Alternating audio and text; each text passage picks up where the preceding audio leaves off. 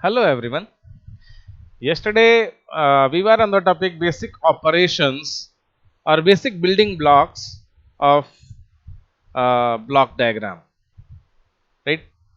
तो उसमें हमने देखा कि तीन बेसिक एलिमेंट्स हमारे पास होने चाहिए किसी ब्लॉक डायग्राम को बनाने के लिए। First one addition, then multiplication and then delay. और इनका सिंबल भी हमने देखा तीनों का कि एडर का सिंबल आपका एक सर्कल के अंदर या तो प्लस बना होगा या क्रॉस बना होगा। मल्टीप्लायर बाय अ कांस्टेंट के लिए एक एरो होगा, एरो के ऊपर आप सिर्फ एक कांस्टेंट लिख देंगे। डिले को हम z इनवर्स से रिप्रेजेंट करते हैं, एक बॉक्स के अंदर, रेक्टेंगुलर बॉक्स के अंदर z इनवर्स लिख के हम उसको डिले को रिप्रेजेंट करते हैं, राइट। एक एग्जाम्पल भी हमने देखा था कि कैसे एक डिफरेंस इक्वेशन को हम एक ब्लॉक डायग्राम के फॉर्म में रिप्रेजेंट कर सकते हैं और कहाँ कहाँ हमारा yn-1 मिल रहा है, कहाँ yn-2 मिल रहा है और कहाँ पे हमें yn मिल रहा है, xn इनपुट कहाँ पे है, ये भी हमने देखा था, right. Now come to the topic recursive and non recursive structures.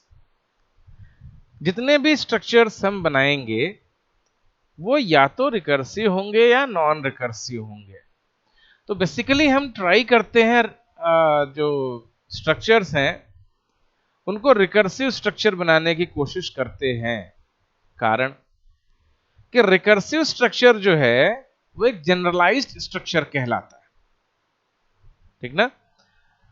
Recursive structure एक जनरलाइज्ड स्ट्रक्चर कहलाता है। नाम से ही जाहिर है रिकर्सिव मींस कि जो अपने आप को रिपीट करे, मींस जिस फंक्शन में आउटपुट खुद को रिपीट करता है, मींस कि जो फंक्शन जिस फंक्शन में output previous output, present input and previous input पर डिपेंड करता हो, वो क्या कहलाएगा? रिकर्सिव। और जिस फंक्शन में आपका जो आउटपुट है सिर्फ प्रेजेंट एंड पास्ट इनपुट पर डिपेंड करता होगा, वो क्या कहलाएगा? Non recursive, right. तो जो नॉन रिकर्सिव सिस्टम है बेसिकली होता तो वो बहुत ही स्टेबल है और बहुत ही सिंपल है, ठीक ना। जो नॉन रिकर्सिव सिस्टम है वो होता है बहुत ही सिंपल और बहुत ही स्टेबल, राइट। और स्टेबल ही बनाने की हम कोशिश करते हैं।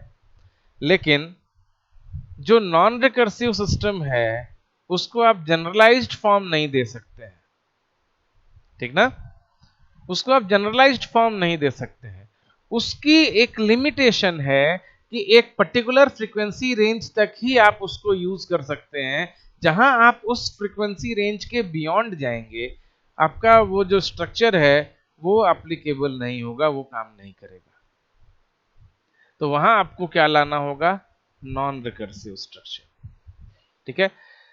रियल लाइफ में हम जो भी सिस्टम देखते हैं, गॉड ने ह्यूमन माइंड बनाया, ह्यूमंस बनाए और उनको इतनी पावर दी, इतना सोचने का पावर दिया, इतना काम करने का पावर दिया कि वो आगे का भी सोच सकते हैं, पीछे का भी सोच सकते हैं। अब अगर कोई चेस खेल रहा होगा, कोई पर्सन अगर चेस खेल रहा होगा तो उस चेस को खेलने के लिए उसको आगे की 2-3 चालों के बारे में पता होना चाहिए, प्लस पिछली जो 2-3 चाल उसने चली उसमें क्या गलत था क्या सही था, अगले ने किस तरीके से उस चाल को चला, ये आपको ध्यान में रखना पड़ेगा, तभी आप उस चाल को चल पाएंगे, ठीक है। अदरवाइज आपकी हार तुरंत हो जाएगी।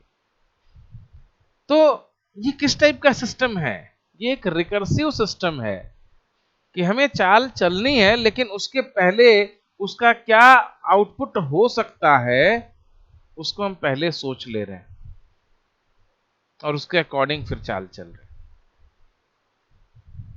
ठीक ना। This is recursive structure, recursive system. तो जितने भी हमारे सिस्टम्स हैं जनरल लाइफ में, मैक्सिमम टाइप के सिस्टम्स जो हैं वो कैसे होंगे? रिकर्सिव होंगे। कुछ ही जो सिंपल सिस्टम्स होते हैं वो सिस्टम कैसे होते हैं? Non recursive. और मैंने स्टार्टिंग में बताया था कि दो टाइप के डिजिटल सिस्टम का हम स्टडी करने जा रहे हैं। पहला FIR एंड दूसरा IIR। FIR means finite impulse response and IIR means infinite impulse response. ये दोनों क्या है वो हम आगे जब यूनिट में चलेंगे तब वहां बताएंगे। अभी बस आप इतना समझो कि दो टाइप के डिजिटल सिस्टम्स आपको पढ़ने हैं।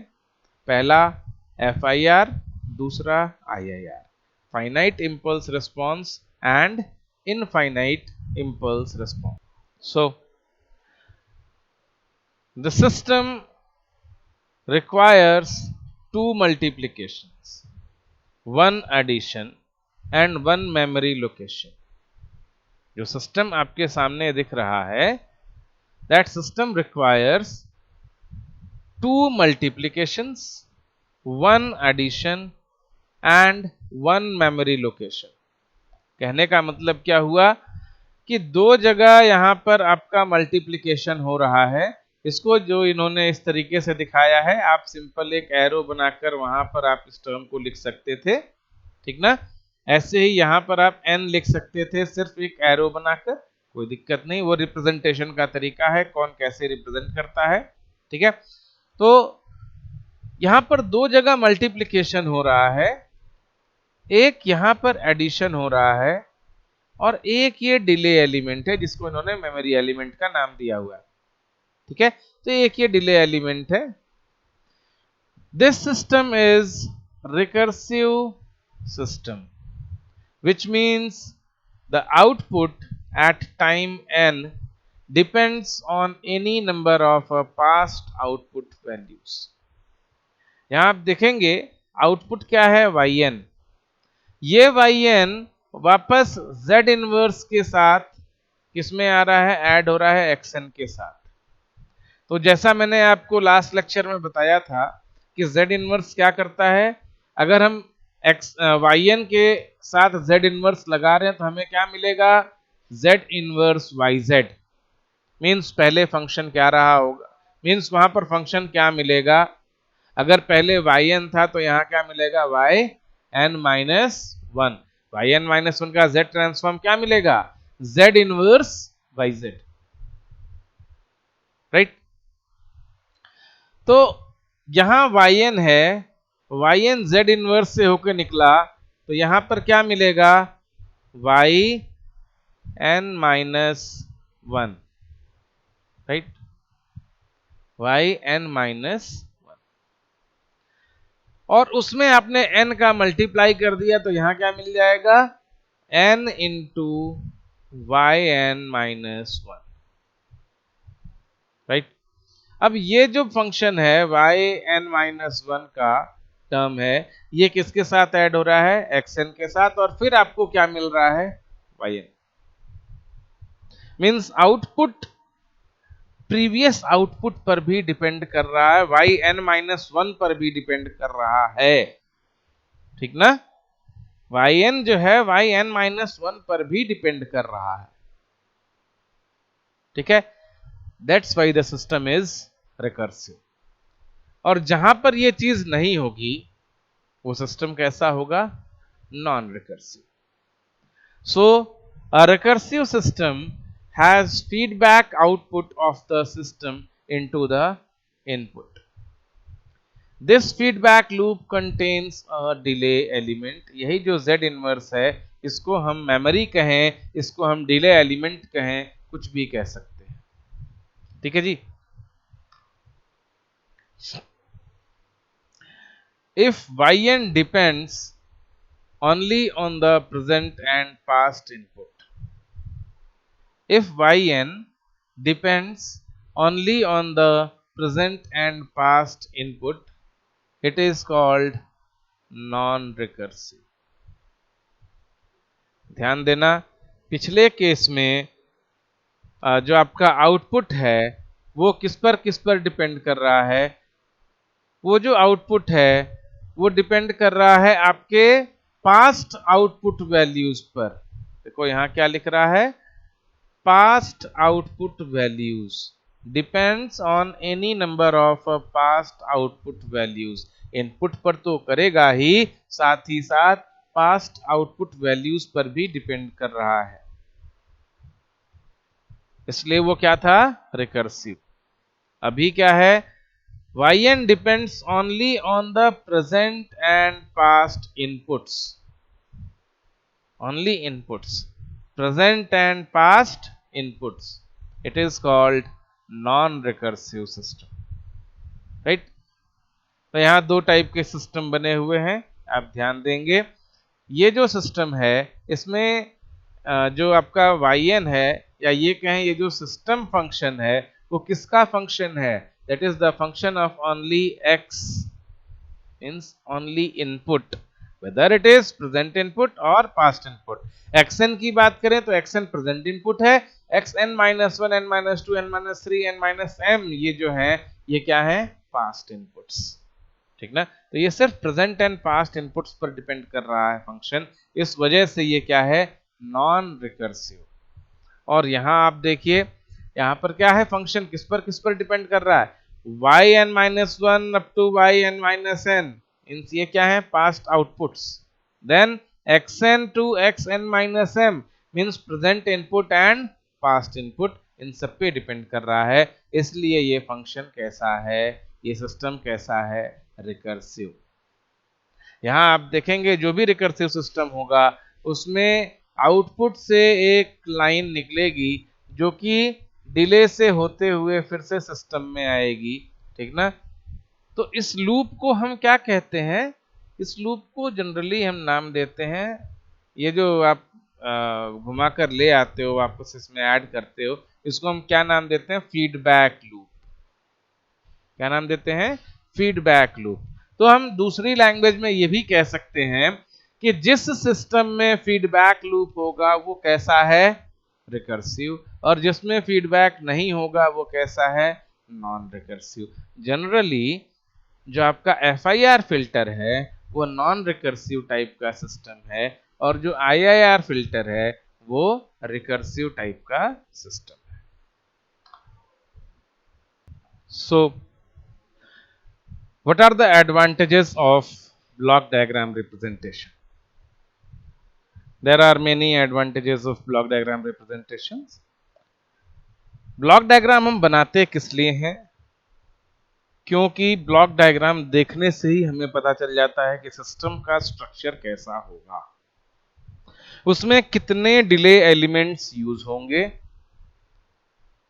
ब्लॉक डायग्राम कई टाइप के होते हैं, तो हम किसी भी टाइप का ब्लॉक डायग्राम बना सकते हैं अपने अकॉर्डिंग कि हमें उसमें कितने डिले एलिमेंट्स चाहिए और उसका स्ट्रक्चर किस टाइप का चाहिए। जैसा स्ट्रक्चर हम बनाते हैं उसी टाइप का हमारा उसका वर्किंग होता है, ठीक ना। So first one is just by inspection the computation algorithm can be easily written. जो प्रोग्रामर है, जो डीएसपी की प्रोग्रामिंग कर रहा है, जिसको डीएसपी डिजाइन करना है, वो क्या करेगा, उसको अगर आपने कोई सर्किट दे दी तो उससे उसको प्रोग्राम करने में थोड़ी सी दिक्कत होगी। थियरी दे दिया तो उससे उसको प्रोग्राम करने में थोड़ी दिक्कत होगी, लेकिन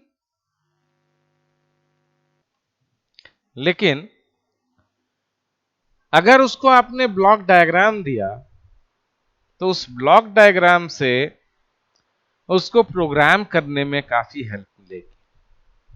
क्यों? क्योंकि उसको सिर्फ अलग अलग ब्लॉक्स को ही डिजाइन करना है और उन सारे ब्लॉक्स को एक दूसरे से अटैच कर देना है।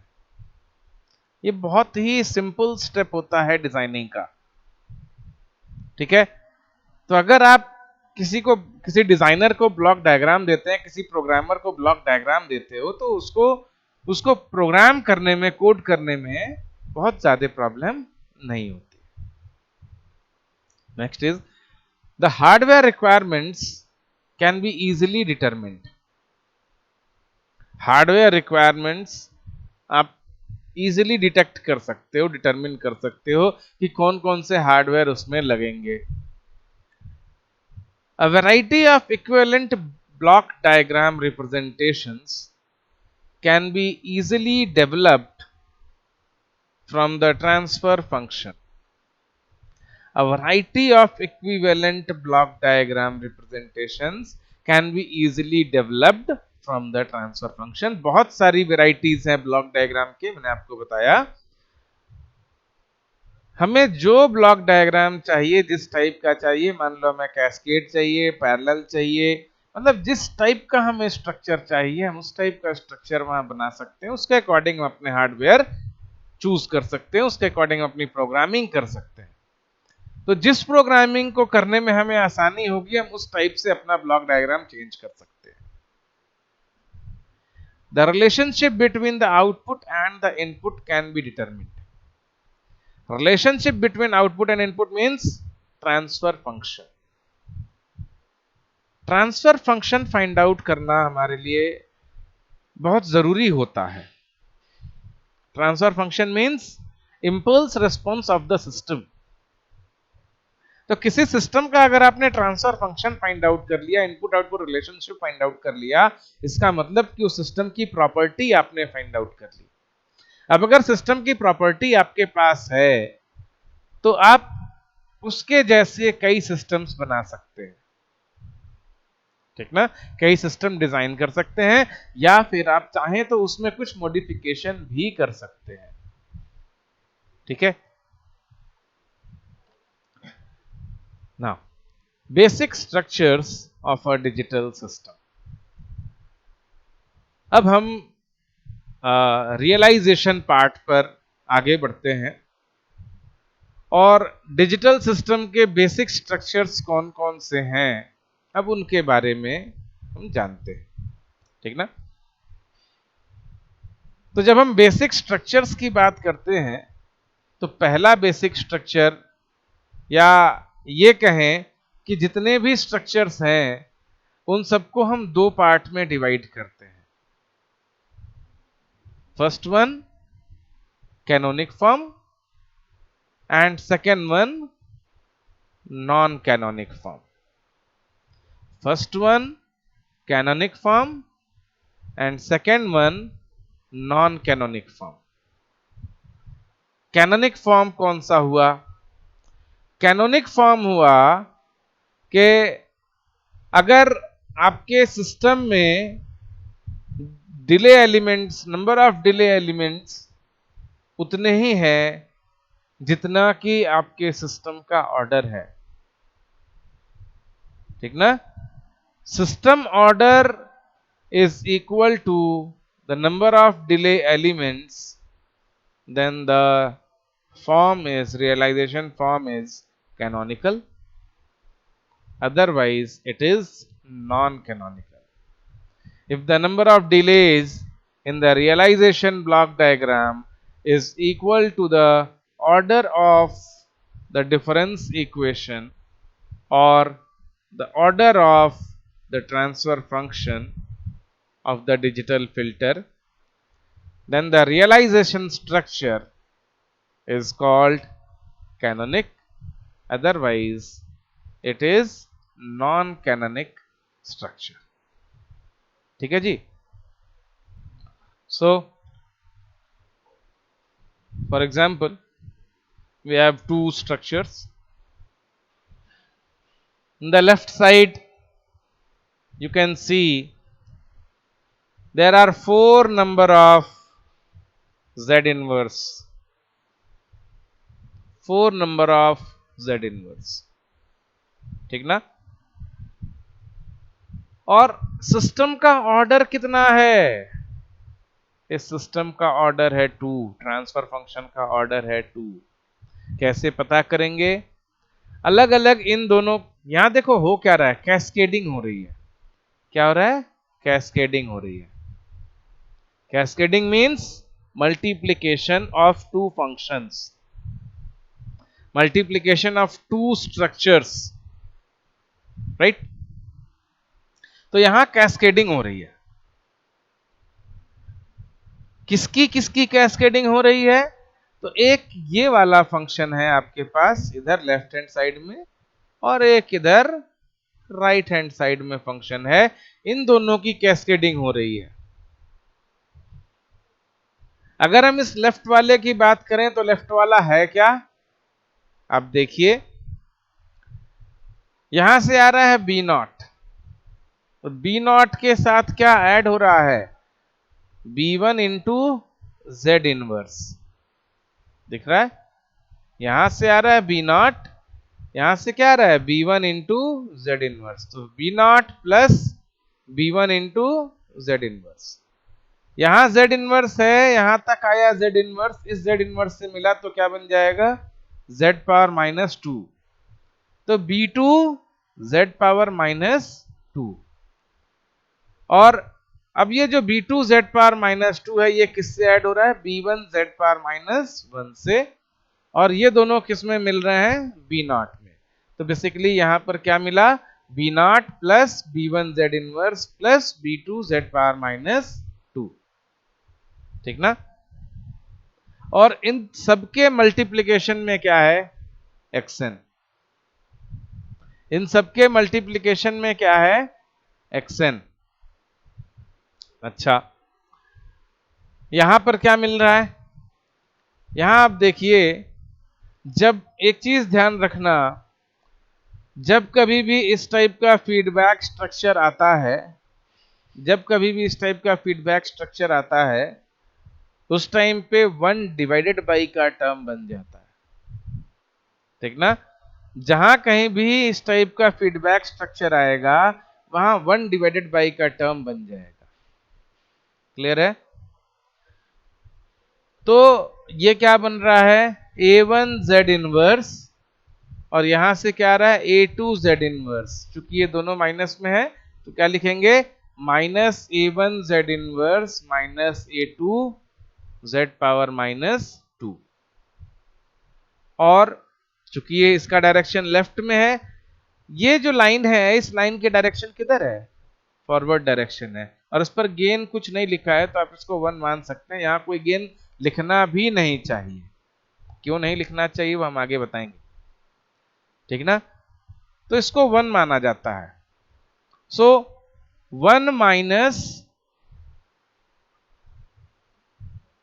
This one A1 Z inverse minus A2 Z power minus two. ठीक ना? 1 minus A1 Z inverse minus A2 Z minus two. Right?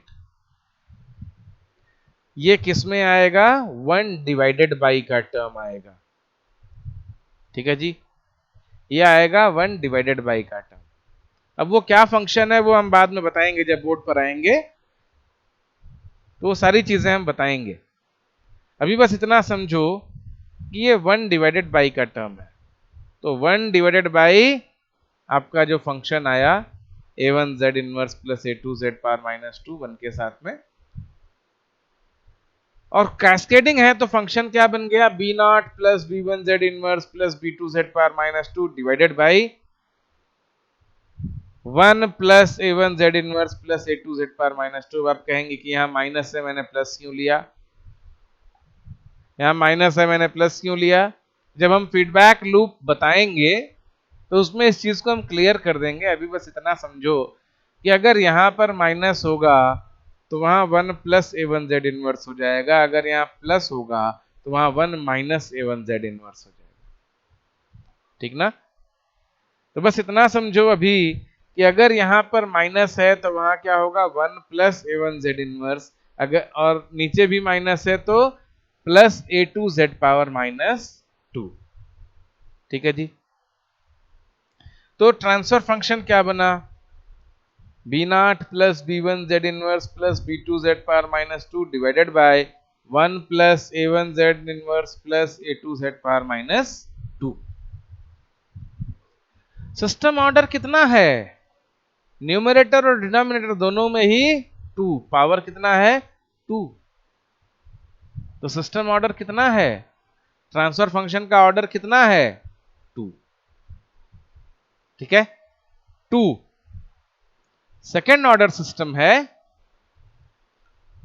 और सेकेंड ऑर्डर सिस्टम में जब नॉन कैनोनिकल फॉर्म रियलाइजेशन हमने किया तो डिले एलिमेंट कितने लगे? 4 डिले एलिमेंट्स लगे। इधर देखो कैनोनिकल फॉर्म,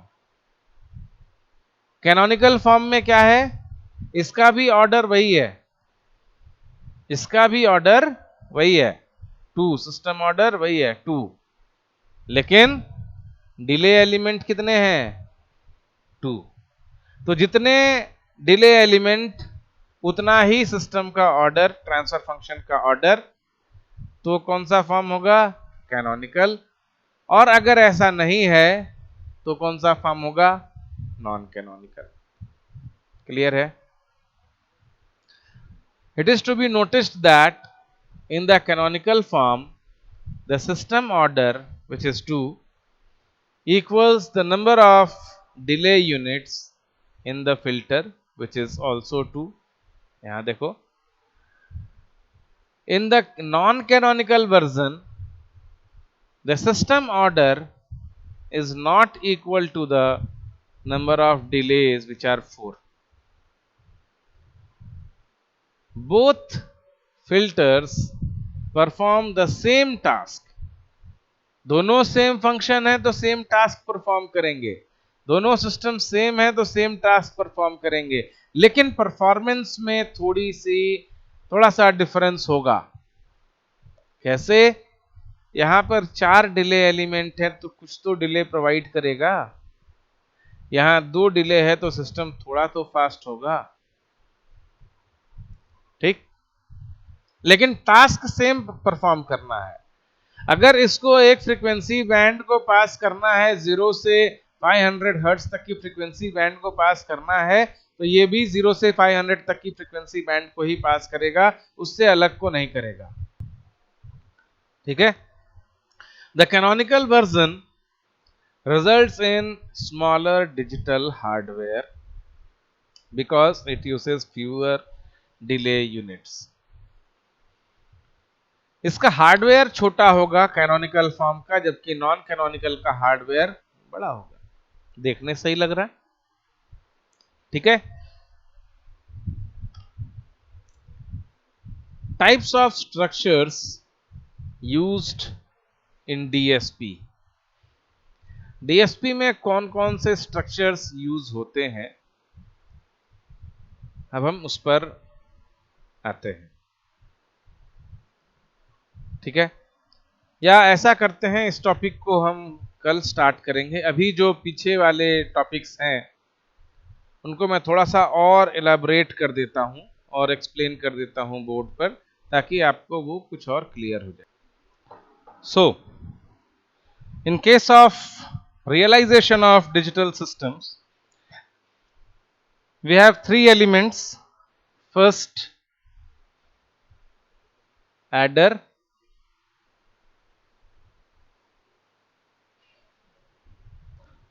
कुछ बुक्स में जो आपका सिंबल है वो चेंज होगा, हो सकता है ये सिंबल आपको इस टाइप का दिखे, राइट? तो उससे कंफ्यूज नहीं होना है। सिंबल आप कुछ भी ले सकते हो। मैं आपको जो सिंबल बता रहा हूं ये एक स्टैंडर्ड सिंबल है जो कई बुक्स में दिया हुआ है, कई स्टैंडर्ड बुक्स में गिवन है।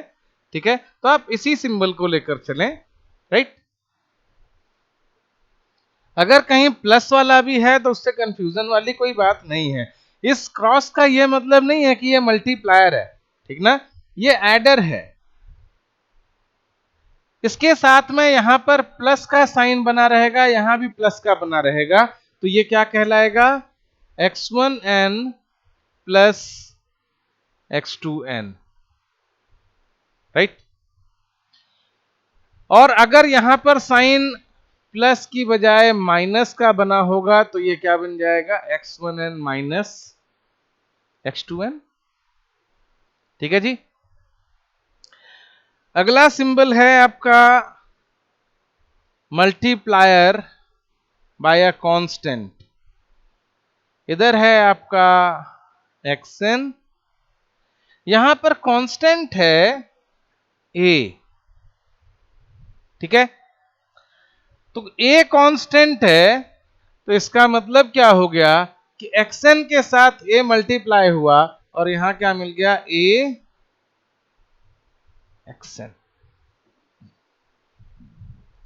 ठीक है जी, xn के साथ a मल्टीप्लाई हो गया और क्या मिल गया, a xn। Third element is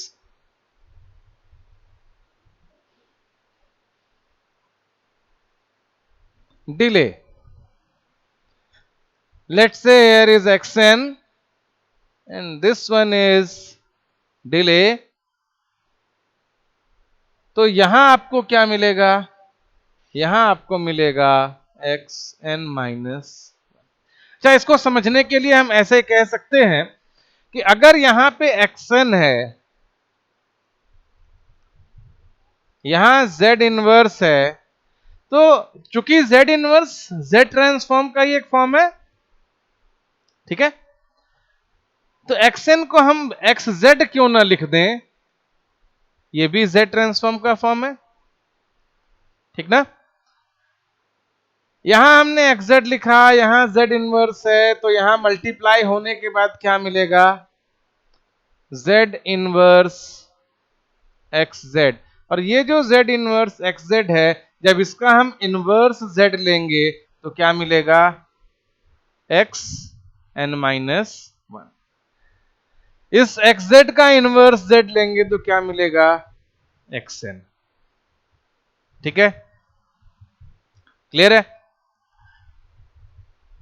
ना। ये तीन एलिमेंट्स हुए हमारे पास आपके ब्लॉक डायग्राम से रिलेटेड।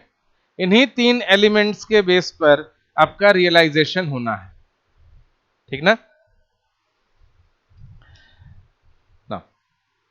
एक फर्स्ट ऑर्डर सिस्टम का एक एग्जांपल ले लेते हैं।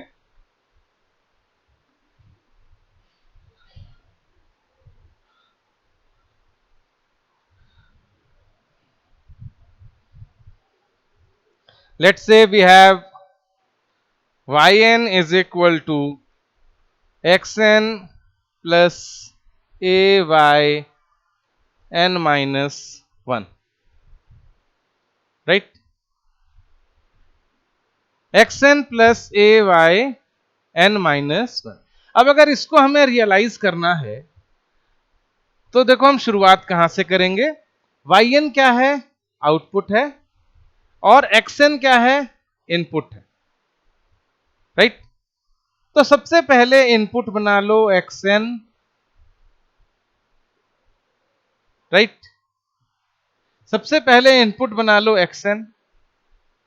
इस xn में क्या है, क्या हो रहा है, ऑपरेशन एडिशन हो रहा है, ठीक ना। तो जब एडिशन हो रहा है तो यहां पर एक एडर यूज करूं,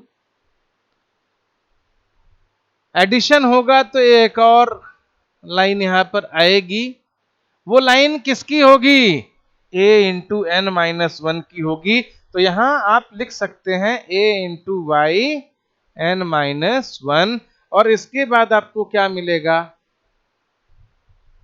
yn, ये मिलेगा।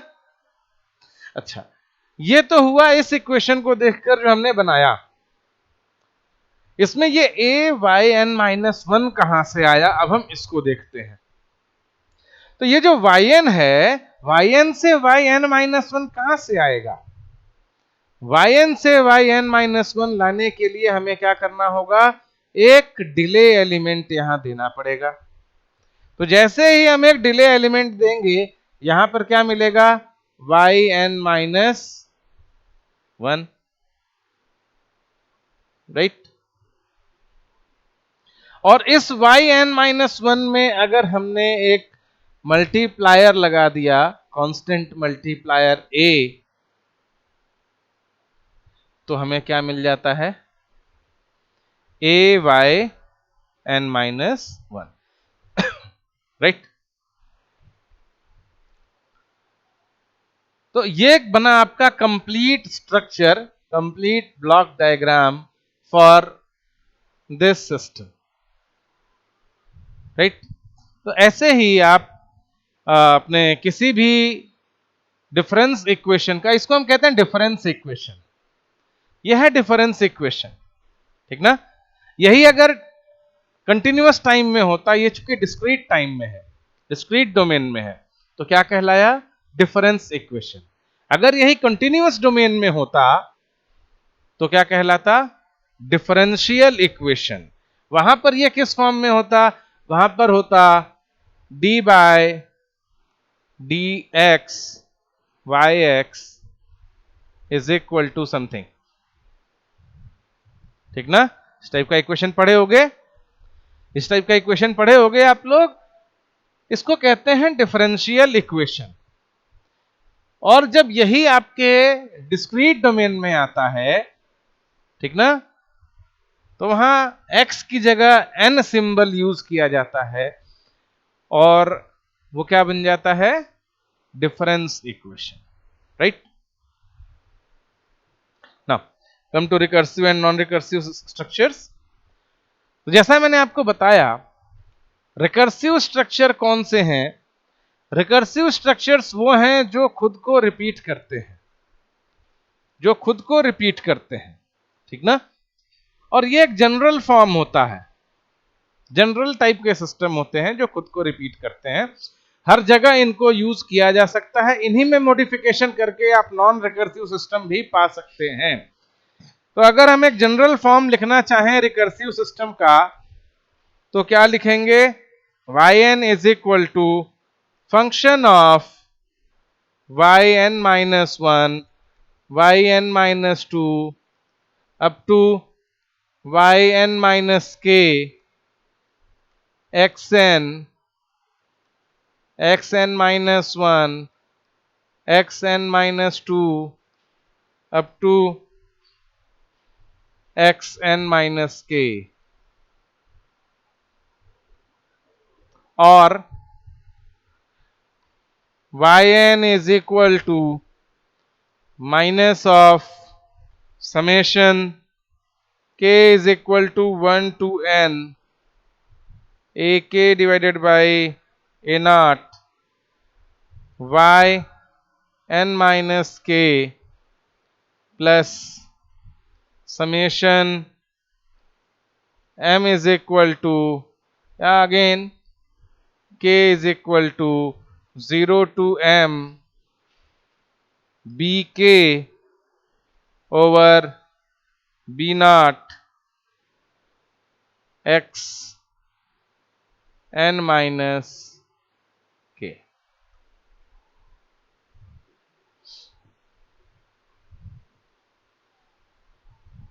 ध्यान देना, ये जो फंक्शन है, इस फंक्शन में yn अंदर नहीं है, yn कहां है? बाहर है, because yn is the current output, yn is the current output. yn minus 1 yn minus 2 up to yn minus k are the previous outputs. This xn is present input and xn minus 1 xn minus 2 up to xn minus k are past or previous inputs, right। इसी को अगर हम summation के form में लिखना चाहें तो क्या लिखेंगे?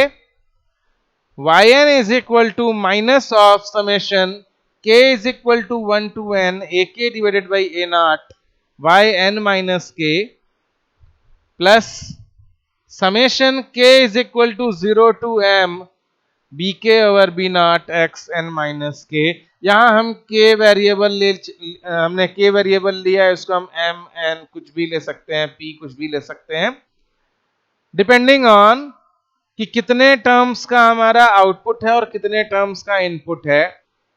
आप इसको k लेकर भी सॉल्व कर सकते हैं, क्योंकि हमने यहाँ m और n डिफरेंट कर दिए हैं, तो आप चाहें तो k को भी डिफरेंट कर सकते हैं, k1 k2 कर सकते हैं, वो कोई बड़ा इशू नहीं है।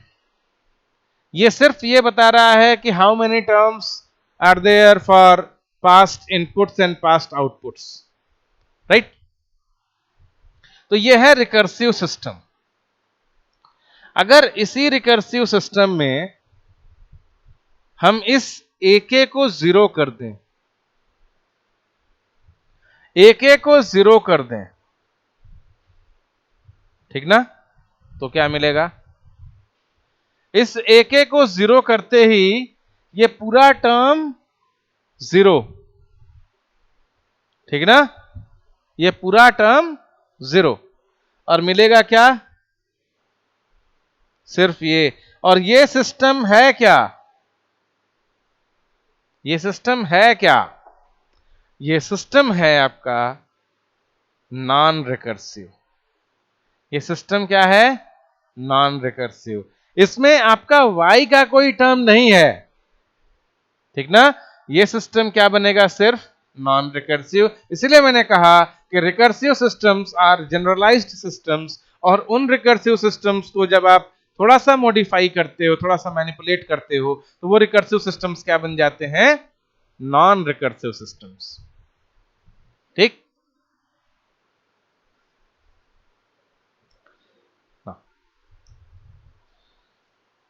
कैनोनिक, नॉन कैनोनिक आपको मैं बता चुका हूं।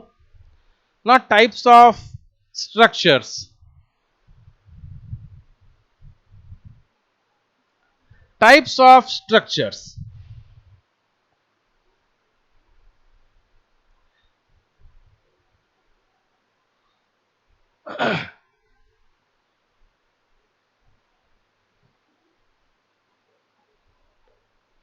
अच्छा, कैनोनिक नॉन कैनोनिक में एक फीडबैक का फंक्शन था जो आपको बताना था, पहले उसको समझ लो, उसके बाद टाइप्स पर चलेंगे। Let's say we have here xn and here we have yn। तो अगर इसमें हमने मल्टीप्लाई किया कोई b0, तो yn इज इक्वल टू क्या बनेगा? b0 xn, ठीक है।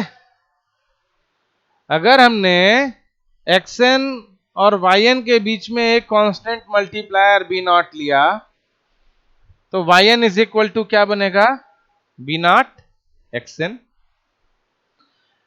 थोड़ा सा और चेंज करें, यहीं से एक और एरो आई,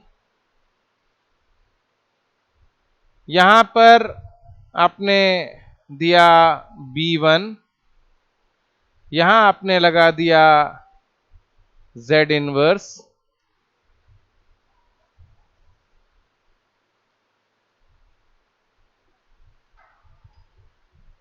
यहां लगा b1, इसको आपने इसके साथ ऐड कर दिया,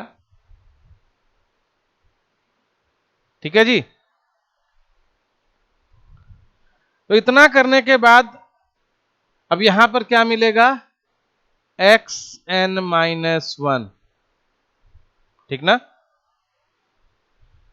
b1 मल्टीप्लाई हुआ तो यहां क्या मिलेगा? b1 इंटू xn-1, और तब yn क्या बन जाएगा? प्लस b1 xn-1, ठीक है ना। एक टर्म और इसमें बढ़ाते हैं, एक और z इनवर्स हमने इसमें लगाया, अब यहां क्या मिलेगा? xn-2, ठीक है। और इस xn-2 के साथ मल्टीप्लाई किया b2, और इसको इसी के साथ ऐड कर दिया, तो यहां क्या मिलेगा? b2 xn-2, यहां क्या मिलेगा? b1 xn-1 plus b2 xn-2, और वो किसके साथ ऐड होगा? b0 के साथ, और फाइनली आपका yn क्या बन जाएगा? प्लस b2 xn-2, ठीक है, तो ये तो हुआ फॉरवर्ड पाथ के लिए। अब जब हम फीडबैक पाथ की बात करेंगे तो फीडबैक पाथ में देखो,